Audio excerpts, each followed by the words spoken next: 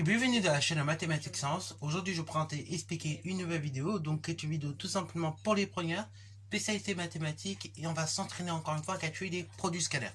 Donc, là, on va voir à nouveau toute une nouvelle série de vidéos sur le calcul du produit scalaire avec une nouvelle méthode. Donc, on a vu pour l'instant de façon applicative la méthode donc avec l'angle. Donc on a vu deux cas, on a vu quand l'angle est en degrés et quand l'angle il est tout simplement en radian. Ok. Alors le radian après pareil, ne vous inquiétez pas.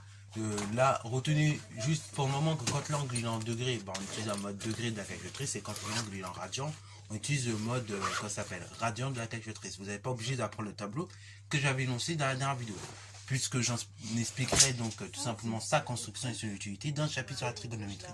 Juste, voilà, retenez bien que dans ce cas-là, pour le cosinus, on le trouve avec la calculatrice. Quand c'est en degré, donc c'est avec le mode degré. Quand c'est en mode radian, quand c'est en radian, donc utilisez le mode radian de la calculatrice.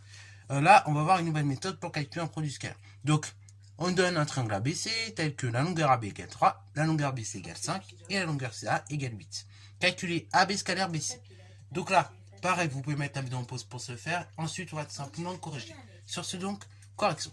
Alors déjà, quand vous êtes tout simplement dans un exercice comme ça, quand vous donne une phrase, j'ai toujours dit depuis la 5e, je n'aime pas les phrases. Donc, tout de suite, figure à main levée. Ok? Figure à main levée, ça va vous aider grandement et vous allez mieux voir les choses. Donc, je dessine rapidement. Donc, il me dit que ABC c'est un triangle, que la longueur AB égale 3, que la longueur BC, donc celle-ci, égale 5, et que la longueur CA, ou bien AC, c'est la même chose, égale 8. Ok? Voilà, donc là, j'ai dessiné ma figure à main levée. Maintenant, qu'est-ce que je veux calculer?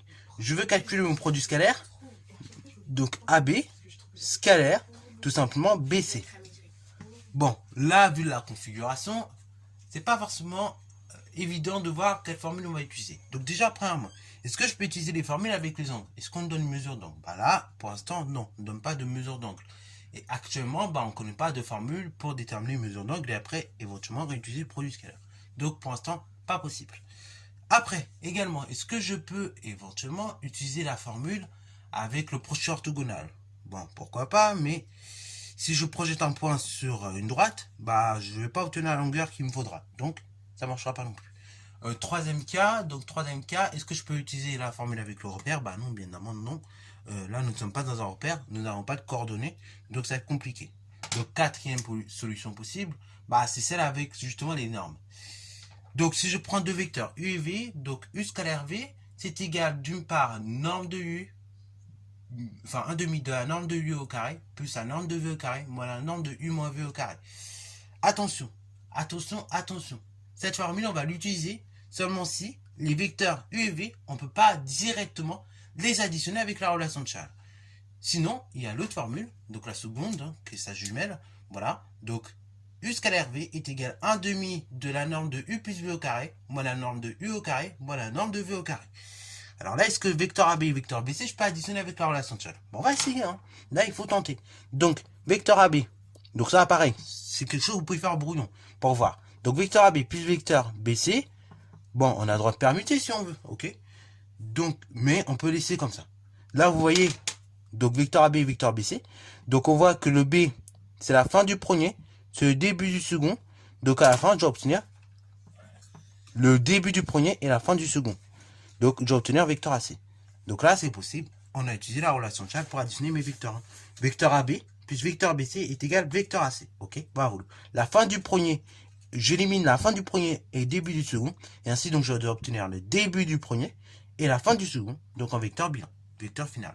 Donc là, je vois qu'avec la relation de Charles, je peux grouper mes vecteurs. Donc, ce sera la seconde formule que je vais utiliser. Donc, en fait, AB scalaire BA, scalaire BC, pardon, pas BA, c'est donc égal à 1 demi multiplié par la norme de AB plus tout simplement donc BC au carré moins la norme de AB carré moins la norme tout simplement donc ici du vecteur BC au carré. Ok, donc là ce qui est très difficile, là la partie un peu la plus difficile ici, c'est de sélectionner la formule. Après, ce n'est que de la manipulation, donc vous faites en seconde en fait. Donc AB scalaire BC, c'est donc 1 demi, donc de la norme de AB plus BC au carré, c'est-à-dire la norme tout simplement de AC au carré, Hein, c'est ce que nous venons de montrer tout à l'heure. Donc en groupant les vecteurs avec la relation de Chasles, moins la norme de AB au carré, moins la norme de BC au carré. Voilà, donc là, j'ai rien fait, juste regrouper ces deux vecteurs-là avec la relation de Chasles. Je les ai additionnés.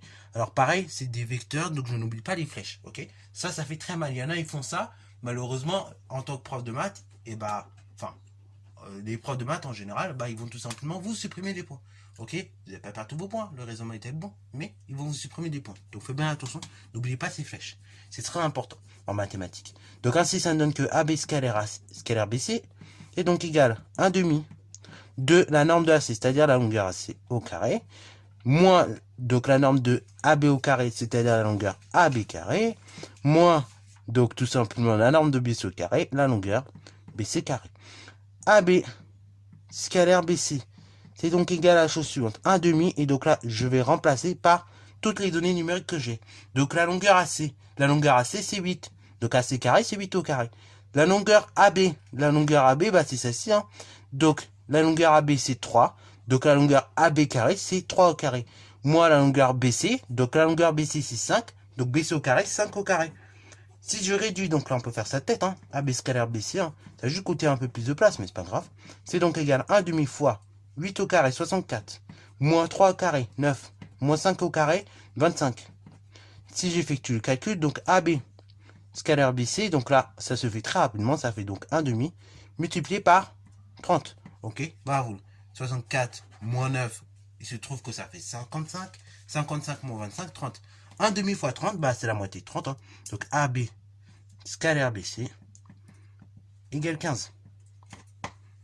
Donc là, on différencie clairement un élève qui connaît son cours, et donc qui va calculer vite, et qui va pouvoir faire tout dans le contrôle rapidement. Tandis qu'un élève qui est un peu plus lent en mathématiques, c'est comme ça, ou même qui n'a pas forcément bien appris la leçon, c'est surtout ça, et là, il va un peu plus peiner, il va un peu plus traîner, et donc va faire les calculs à la calculatrice. Mais le temps, vous voyez, qu'on a mis pour faire le calcul à la main, avec la calculatrice, ça aurait été beaucoup plus long, parce qu'il faut taper forcément toutes ces données-là.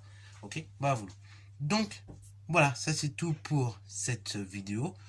Voilà, donc vous voyez que le plus dur finalement dans cet exercice, c'est bien de sélectionner encore une fois la bonne formule.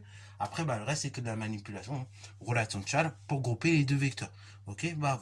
Donc, j'espère que cette vidéo t'a plu. Si c'est le cas, comme d'habitude, n'hésitez pas à la liker, commenter et bon institutoire en mathématiques et en sciences. Et petite précision, parce que je sais qu'il y en a certains qui ont du mal avec ça. La relation de Chasles, pour ceux qui ne sont pas au point du tout avec ça, donc je vous propose un certain nombre de vidéos dans la playlist de secondes, donc manipuler des vecteurs du plan, donc sur la relation de Chasles. Donc je vous conseille fortement d'aller voir ça, au moins comme ça, et ça vous permettra d'être au point sur la relation de Chasles. Ok, vous, sur ce, c'est la fin de cette vidéo.